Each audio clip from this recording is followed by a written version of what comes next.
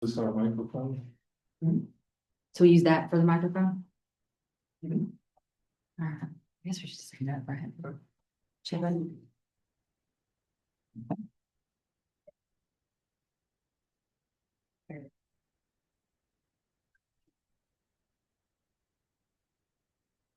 All right, everybody, we're going to go ahead and get started. My name is Dr. Star Winsel, and I work with first year courses.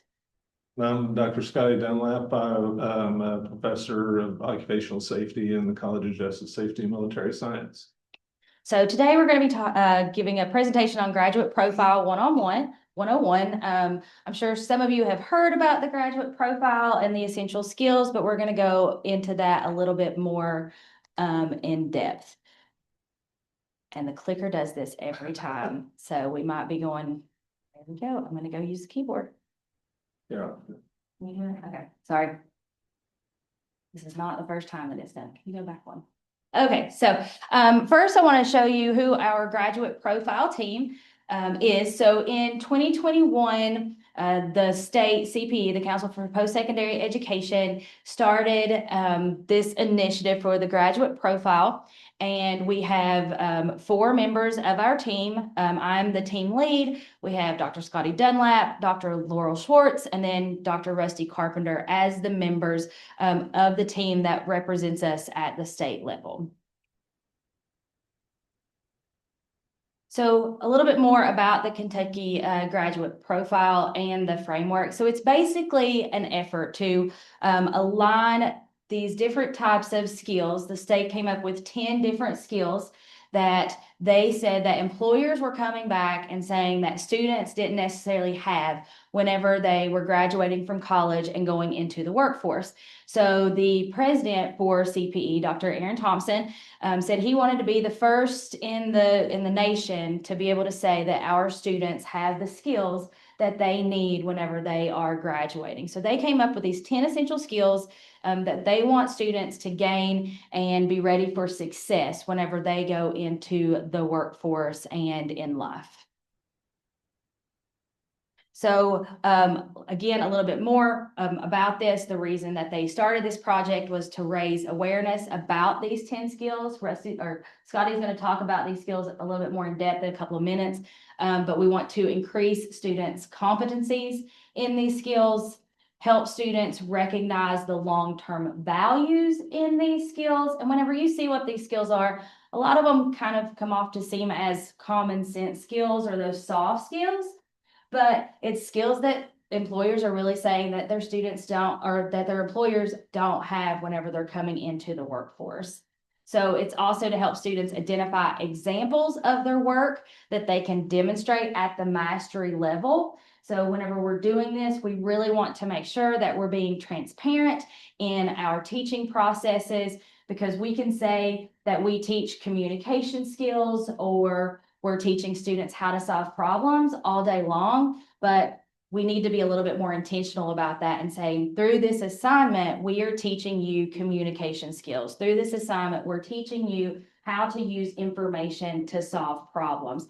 And in that way, whenever students go and they graduate and they go into the workforce, then whenever an employer asks them a question during a job interview, then they can say, I've learned how to solve problems, or give me an example of how to solve problems. I did this in one of my classes. We had this project that we worked on, and these are the types of things that I did to be able to demonstrate that mastery. Because a lot of our students don't have jobs or internships beforehand, and so we want to make sure that they can use their education to share that whenever they leave us. And then also to ensure all graduates receive a high quality, relevant, and equitable education.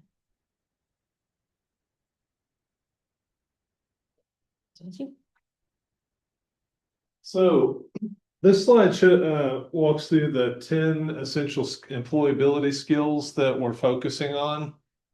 And we have some different material online and some resources that we're sharing with folks to kind of keep these in front of you. And just as kind of a precursor to this, we've done some work in the gen ed already in kind of getting these integrated.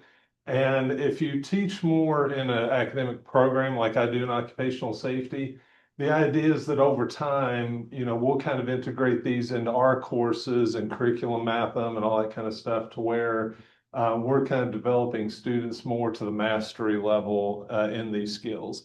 And as we walk through them, don't think that you've got to take all these and put them into your courses. The idea is to kind of look at them and see which ones make sense that you can integrate into your courses and in our academic programs. So the first skill is communicate effectively, which is a huge issue. And we've talked about this in a number of faculty development sessions about how the generation coming up is so much more electronic in nature, whether it be texting or whatever. And so a lot of the verbal communication skills we need to kind of more intentionally focus on. Because I think it was at a CPE meeting, one person even brought up that younger folks now are even having a hard time answering the phone properly. And like an example I share was even my daughter, like when she's done talking, it's over. I mean, there's no talk to you later, bye dad, or whatever. It's just done. Not just answers. Yeah. Doesn't say anything. Yeah. Just Yeah, hello. exactly. Yes, and if you talk to a lot of human resources managers today, they are very enlightening on how a lot of these are significant gaps, even just in the basic interviewing process. So communicating effectively in person, in writing, different formats. Think critically to solve problems and create new ideas and solutions, which that was our QEP some years ago.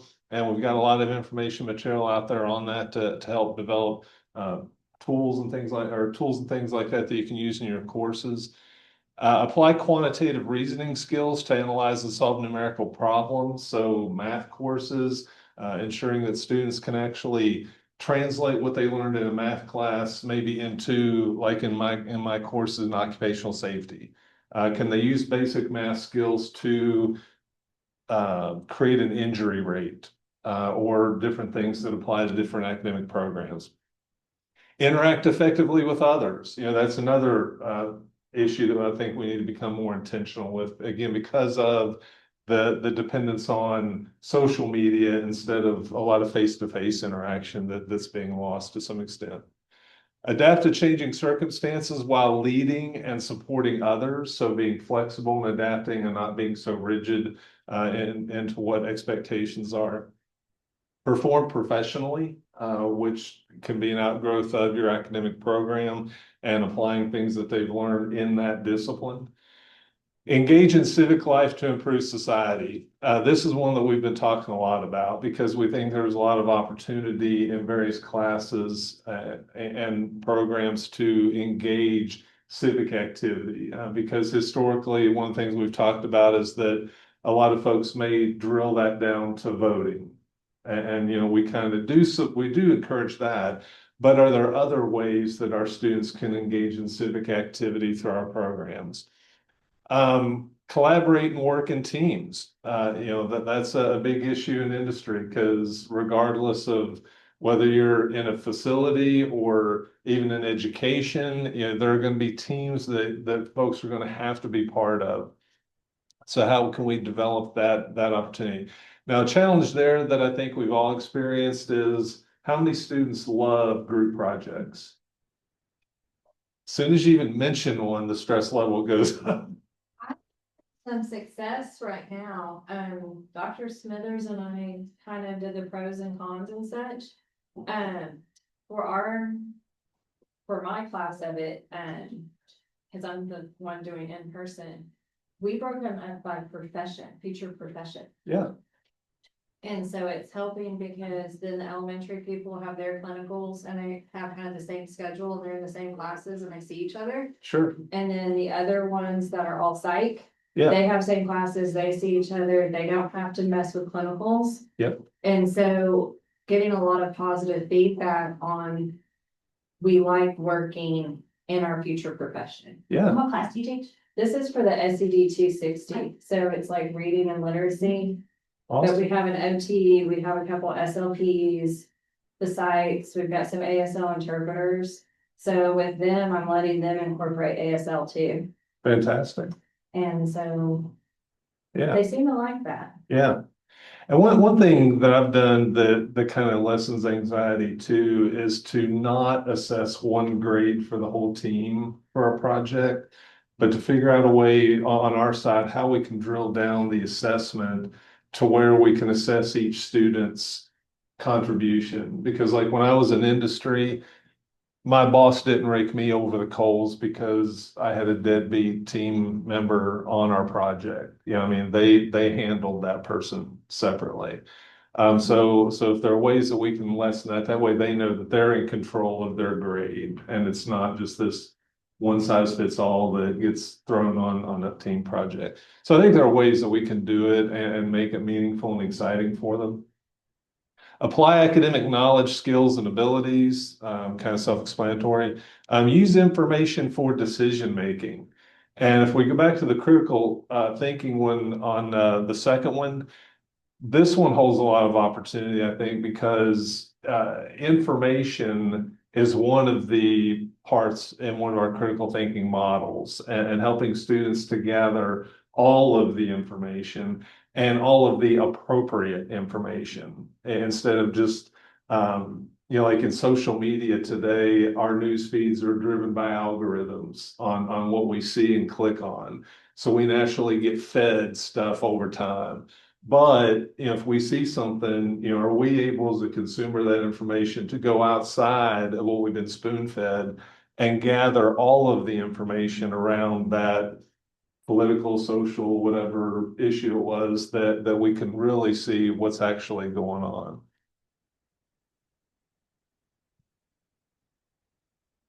So the implementation of the essential employability skills, we're looking at introducing and student success seminars, so that there's at least an idea of what these are.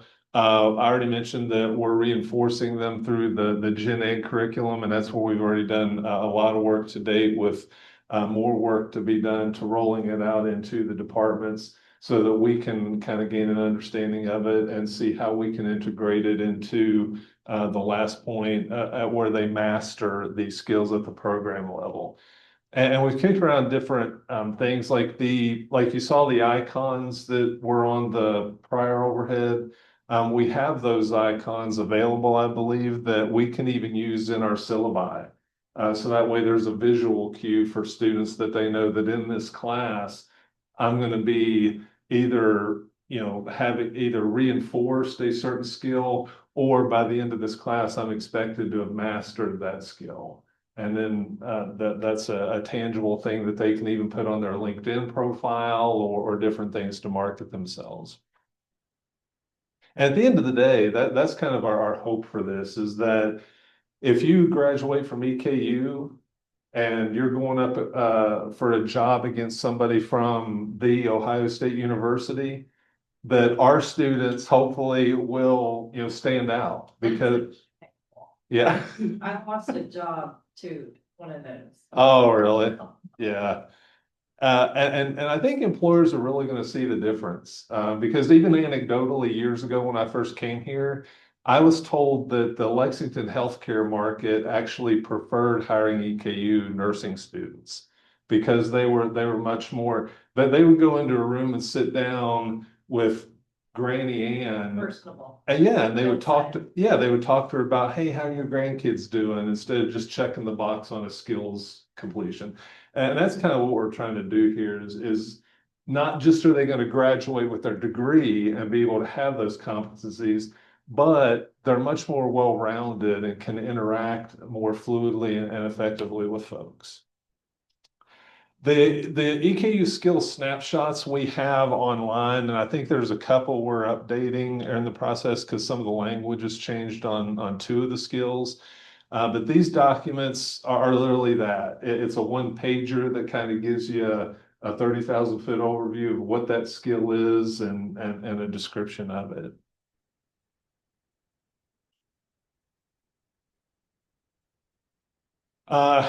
Skill leads. So we have two different prongs of our kind of organizational structure with this. Star already kind of went over the leadership team.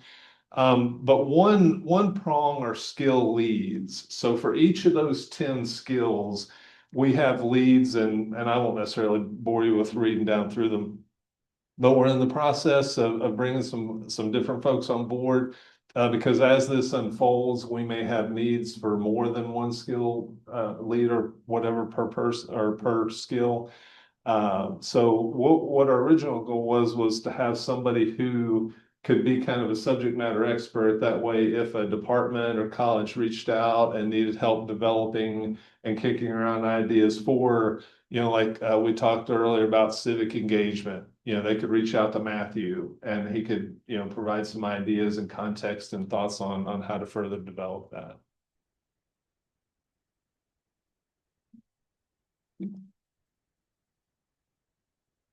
So just a little bit of the progress that we've made in these last 4 years. I will say we're probably getting ready to hit the gas pedal a little bit in the probably upcoming year on more of these integrations, especially with our gen eds. But just to kind of show you a little bit of what we have already done, like Scotty mentioned, we assess or we introduce these within our student success seminar. So that's our GSD 101 classes that all of our freshmen take. And so we make sure in GSD that we actually align every single assignment to 1 or 2 skills. So we're trying to make sure that students understand what these skills are by the time that they get into their gen ed classes and at that program level. And so you can see that 91.8% of students last year indicated that they were at least introduced to those skills. So we felt pretty confident with those numbers. Another example is Homeland Security did a research showcase. And so they had students going through and they used several of these skills within their program and within that whole experiment, that whole showcase for students to be able to perform professionally, use those communication skills. So they incorporated a lot of those into that. Chad Foster is one that actually worked with this program as well. He was in the OG group for our graduate profile team. And so he was one that really worked to make sure that we were implementing those types of things. And so as this information is starting to get out, we started thinking of other ways that we can work more with the colleges, and we'll show the next step that we've done on that in just a few minutes. But there's a lot of opportunities for at the program level to really start integrating these skills into the work. We also have done annual faculty and staff awards for the last 2 years, where we have awarded people who have worked hard to integrate those essential skills into whether it's their curriculum or within their programs. So a little bit about looking ahead. I said we're probably going to put the pedal on the gas here pretty soon. We're going to be you're going to see a lot of stuff about general education courses coming up probably in the pretty near future, because CPE has given us a big push to start integrating these skills in multiple ways within our gen ed courses. And so there'll be some new things that will be coming out from the academic affairs side that's going to talk about how we can integrate those into the courses. One big thing is that whenever we're saying these skills can be integrated within your courses, it's not that the whole course has to be focused on communication. Have 1 or 2 assignments that's focused on a skill. Have another assignment that's maybe focused on another skill. And again, it's that big piece of being transparent and making sure that students are understanding that from this assignment, these are the skills that I'm learning by completing these types of activities. Next, we want them to master.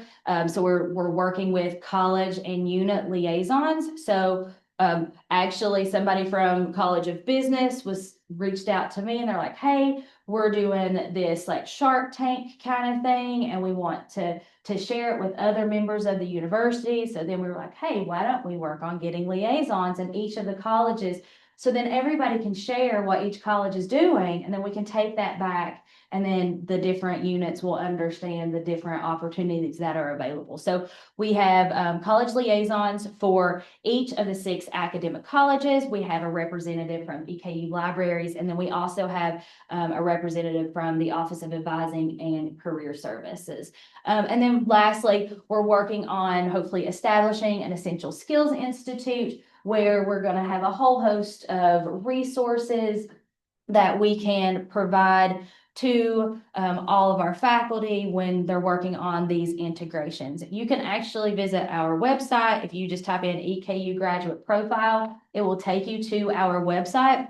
You'll see a link at the top that actually takes you to the CPE website, where you can see their work with the graduate profile. It has a list of those skill leads. It also has the list of the liaisons. But then at the very bottom, it's got a lot of useful tools. It's got a list of the 10 essential skills. It has some different types of worksheets that you can do. The Noel Studio and Fictal have worked to create backwards design models where faculty can use this when they're trying to integrate these skills. And it's a really useful tool whenever you're redesigning assignments within your courses.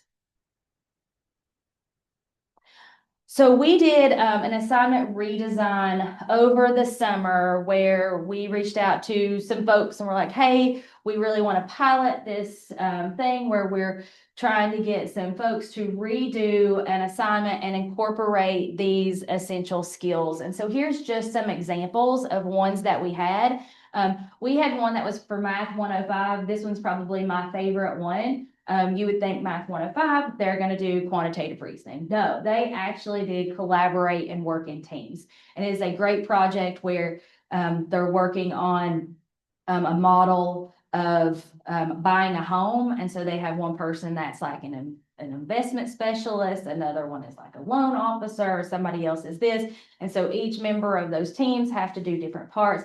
Then they have to talk together to go through and come up with a recommendation. And then they've incorporated a lot of reflection and assessment pieces when it comes to how they collaborated with each other during that process.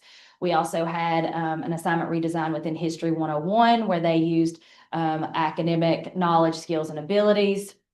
Again, we did an ag class. They did a couple of different ones.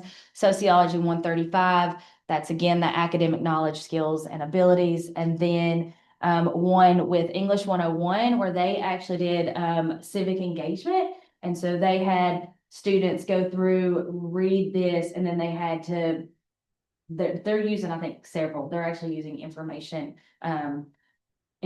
to make informed decisions. So it's just a really good assignment as well. We're going to be doing 2 more of these TLI sessions, one in October and November. We'll show those in a minute, but we're actually having some of these people come in and present and show you what their assignment looked like before, what it looked like afterwards, how that process looked for them as well. But here's some examples of people who already had assignments within their classrooms, and they basically just redesigned their assignment to have one of the focuses be on one of these 10 skills. So here's the list of our college and unit liaisons. Again, not going to go through and read through the whole list, but I would encourage you to see who is the liaison within the area that you are in. Have them be a quick contact for you. You can reach out to them if you're thinking about redesigning an assignment or if you really have more questions. We're in pretty frequent contact with them. We meet once a month with this group to go through and talk again about what's happening with the graduate profile and other things that are happening across the university so they can keep each of your areas informed. These are those professional development sessions that we mentioned. So we're obviously in today's, but on October the 23rd, there's going to be a redesign session. And then on November the 19th, there will also be another one. And again, I think on the October session, there's going to be 3 people presenting that did those assignment redesigns. And then in November, we're going to have 2 different people that can come in and show what they did for those. Because I think we can sit here and talk about it all day long, but it's most helpful if we show you what that process looks like. And then you can ask questions of like where they struggled or what kind of feedback were they given. And like, was there a roadblock that they ran into? Was it easier or harder than they thought that it was going to be? And then the Pedagogicon conference is always a great thing to attend. That's in May of every year. And the last several years, it has had a focus on essential skills. I'll give this you. So there are a number of different ways that faculty can get involved in the process. We can find ways to incorporate the essential skills into assignments and courses, as Stars talked about.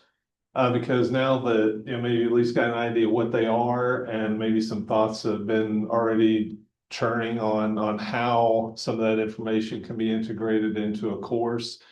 Reach out to skill leads for guidance. That was the first list I went through, because for each of the skills, we have somebody that's a subject matter expert on that. Faculty can attend future faculty development sessions on this, because as this unfolds, we'll have more and more information. Right now we're at the introduction phase and having sessions like these. Star mentioned then our next kind of wave is for faculty to actually present what they've done. So over time, we'll have more and more of these opportunities to further our understanding and impact of it. Watch for opportunities to participate. Do you want to talk about the summer redesign? We had a wave earlier this past summer where we solicited faculty to get involved, and we paid them. Yeah, we were able to pay them. I think this next wave that's going to come through is going to be a big wave, especially with general education courses. And so there will probably be a lot of different opportunities, I think, for FCT&L and other places, and it might even be at the department or college level, where they're going to be hosting some assignment redesign types of things to help this get promoted, especially within the gen ed areas. If you're interested in doing some of these at the program levels, definitely reach out and let us know. But I think this next big focus is really going to be on that general education component. So some may have incentives with them to participate, some may not, depending on future offerings and our focus on it. And it's starting to mention Pedagogicon, great opportunity if you haven't gone to it. Is it free again this year? Have we gotten that far? I don't know if we've gotten that far.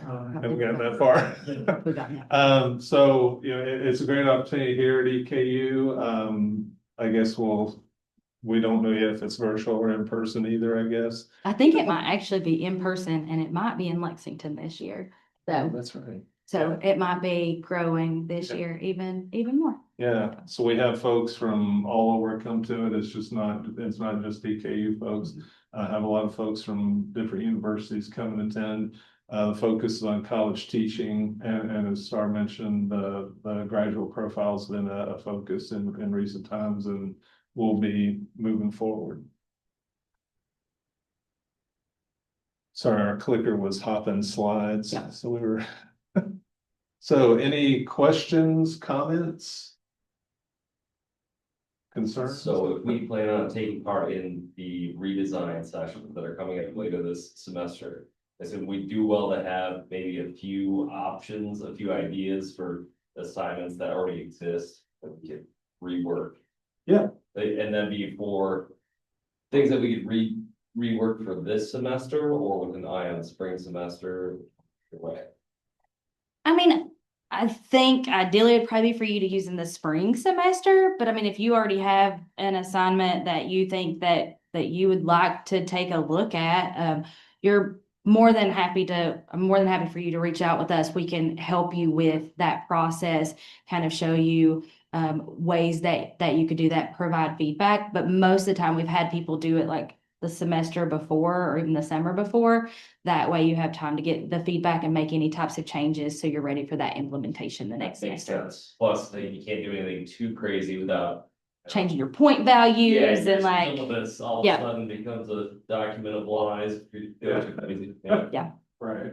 but it could be an opportunity for you to make some subtle changes within what you're doing and see if something could potentially work. And then the next semester you can, really kind of go into that a little deeper. Like if you have something that's already going to be working in groups, then you can just be more intentional about it whenever you're talking about it in class and say, this right here is going to be you working in groups whenever you are employed after this. There's a good chance that you're going to be working with other coworkers and you're going to have some sort of project. And so we're trying to go ahead and help you develop those skills. And there's going to be times it goes great. There's going to be times that people butt heads, but helping the students really understand what the purpose of that assignment for. One thing that we saw with the assignment redesigns was even when people were redesigning them and they were putting what the skill was that they were focused on, it wasn't transparent within the rest of the assignment. They said it once. They said at the top of the assignment, this is going to be the assignment. This is what we're focusing on. And then it never mentioned it again.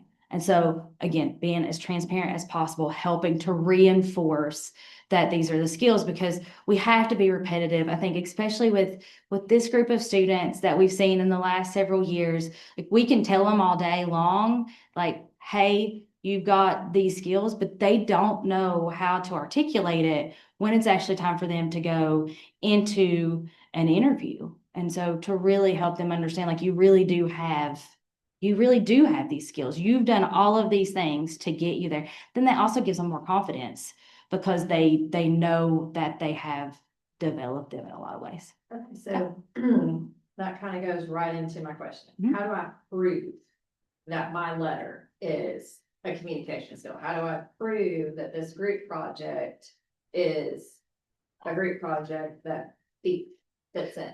How do I? So that's going to be part of your assessment process. So do you have a rubric? Like, what are you using for the grading process? Yeah, I'll have a rubric. Okay. So, So I guess how do I say it's in here?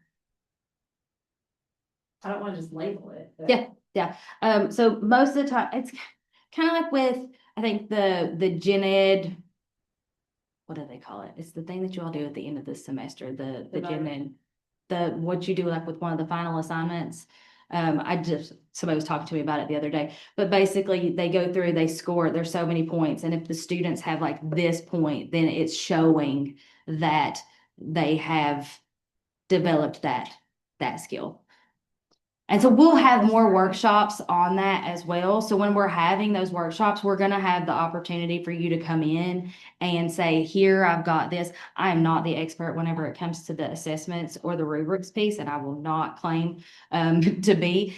But there will be people who are experts in those. That's the reason those skill leads are really great for that, because somebody else from communications could really help you say, okay, here's how you'll know that they're this. And I would go back and look at those skill snapshots as well, because they'll have some useful information on them. So if Ashley and I come to the next two, is that kind of where we can be like, hey, this project in this class, and then we figure out how to label it and how to get it the end of the term assessed. Mhm. So then it's connected and it is what it is. Yeah.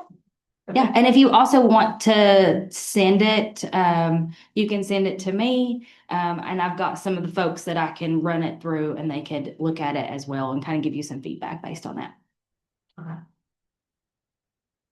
And a lot of that too will fall at the department level, like, cause like, and that's where a lot of this may be pretty fluid, because some of this may look differently based on what program you're in, because like in occupational safety, this is not gonna be a heavy lift for us, because we're very applied, very practiced. And there's probably a bunch of this stuff we're already doing organically in our programs, and start using the word transparency. So for us, it's going to be looking at maybe what we're already doing and just figure out how to make it more visible and transparent to the students.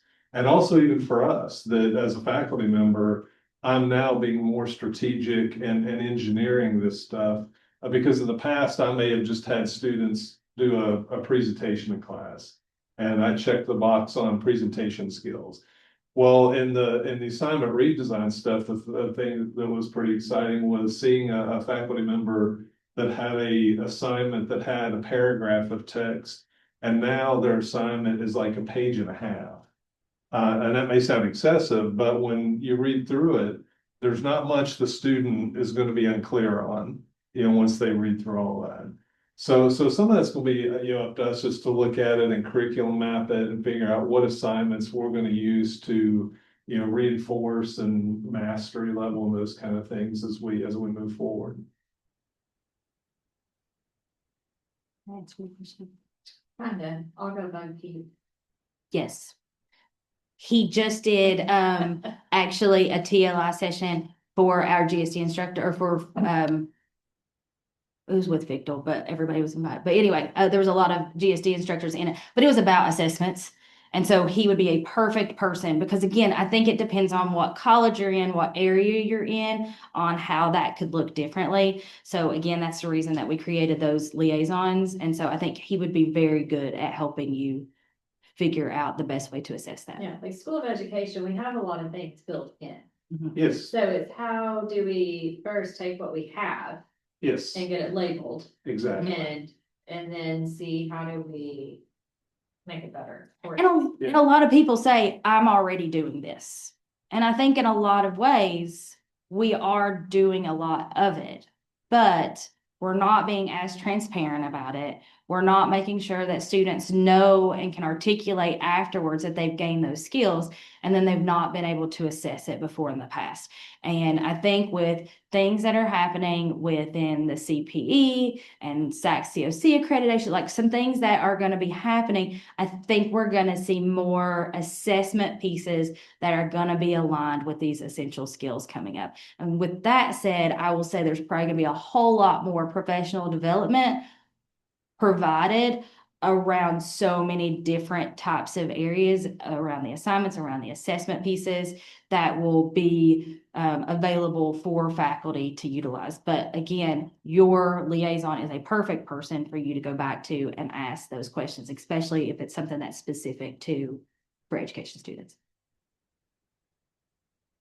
You hit the nail on the head too, as far as starting with where you're at, because that'll make it a Yeah. lot less overwhelming. Because we probably, in a lot of cases, we probably are doing a lot of this stuff, but like Star just said, it's making it more clear and communicating it to students, and then upstream, can we communicate it to, assessors and whatever that we're taking care of all this. They're really struggling with thinking.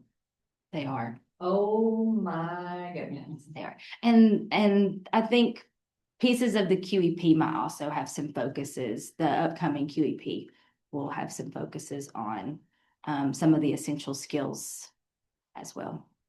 So along with, I think, some active learning components that's going to be tied on to that. But yes, they have a very hard time. Yeah, it's either Thinking. the ones that have it and they're good and They're they're fine, they don't need me, they don't even need me. And then night and day. We've heard that for like the last 2 years. It's either A's or F's. There's no more C's in the middle, which is really, I think it's interesting for all of us. Like, how do we get back? And it's hard to change what we're doing because, if you have a C, like, what things do you have to put in place to get them to the A level? But if it's at that F, it's typically they're not coming or they're just not doing the work. And so how do we get them from that back into even the C range, right? How do we pull them out of that? And I think that's been really hard for everybody. And it's not just EKU, it's actually happening like nationally. So, which I think makes you feel a little bit better. I had a pretty good attendance until last week, and then I'm like, where did y'all go? What happened? Progress reports, I guess. But people have also said that attendance is better this year. I've also heard a lot of that the incoming class is more engaged this year and more communicative.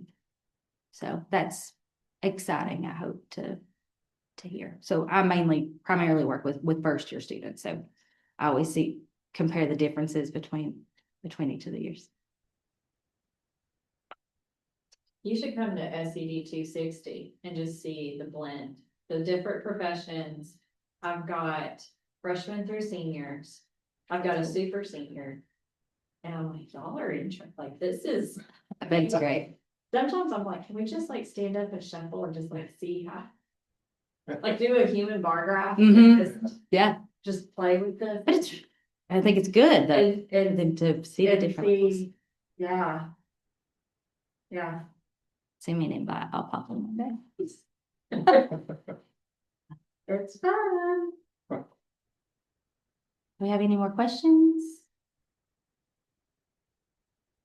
Thank you all so much for coming, and we hope that you can attend our next 2 sessions and learn more about what those design processes look like. And if I bring Ashley, she can just jump in. Mhm. Okay. Do y'all have any Thank questions? you, Lauren.